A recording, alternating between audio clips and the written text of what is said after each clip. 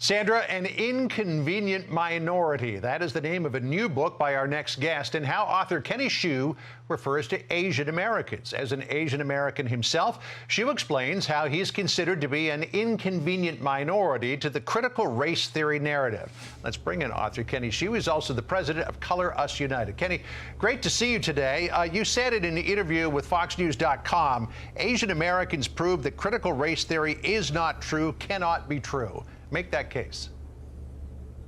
Well, critical race theory asserts, and I talk about this in my book, An Inconvenient Minority, but critical race theory asserts that the world in America is divided into a racial caste system, whites on the top, blacks on the bottom, but they have no idea what to do with Asian Americans, because Asian Americans are a minority. You know, they have been discriminated against in this country, and yet they succeed and they achieve. And that I think inconveniences the critical race theory narrative today, and that's why I wrote this book. You make the argument that if America is systemically racist, as many proponents of critical race theory believe, how is it that Asian Americans have flourished and in many cases overtaken whites in terms of level of education and socioeconomic status? So how is it? How is it that Asian Americans flourish in this country? It has to do with culture. You know, Asian Americans study twice as many hours as the average American.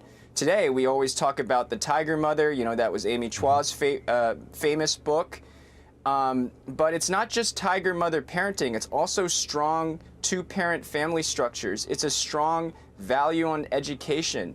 It's a love for hard work and for meritocracy. And that's at stake with critical race theory, because critical race theory is anti-meritocratic. It believes that merit is racist. So if policies like Harvard's discrimination against Asian Americans are allowed, guess who loses out? Well, it's the hardworking Asian Americans that work so hard to get their spot. Which brings me to my next point, because we now see the emergence, Harvard and other places, of attempts to limit Asian American enrollment in some of these prestigious educational institutions. That would appear to be the very definition of systemic racism, to limit the number of people who can get in on a merit-based program in order to keep up levels of enrollment of other people. You know, I analyzed 90,000 pages of Harvard admissions data. And stretching back for 30 years, Asian Americans have been kept at a cap at admissions between 15 and 18% of the student body. That has only recently changed. And, you know, Harvard's own estimate said that if Asians were not discriminated against, they would be 43% of the student body. Now, people are saying, well, is that too many Asians? Well, I say, I'm indignant at that claim. I'm indignant at the claim that Asians are all the same kind of person, they're all the same kind of faceless, test-taking robot with no personality. We have to look past race in this country. And I wrote this book hopefully to heal America and to bring Americans together in service of meritocracy. So I asked Vivek Ramaswamy this question yesterday, and let me ask you as well. Yeah. Have you personally experienced racism in this country, and what did you do to keep it in perspective? Well, I have to say, America has been very good to me. Yes, I've experienced racism, especially, you know, from the Ivy Leagues when they judge Asian Americans as low personalities. That's what Harvard does. But you know what? America has been very good to me, and America has been good to every person in every of this country.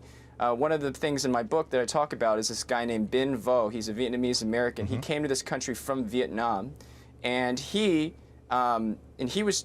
instant he landed here, you know, a police officer picked him up and sent him home, and that was an act of charity that he could not find in his home country. That's the goodness of America, and I want to highlight that. Interesting. Kenny Xu, the book is called An Inconvenient Minority. Thank you for joining us today. Good to see you. Appreciate it.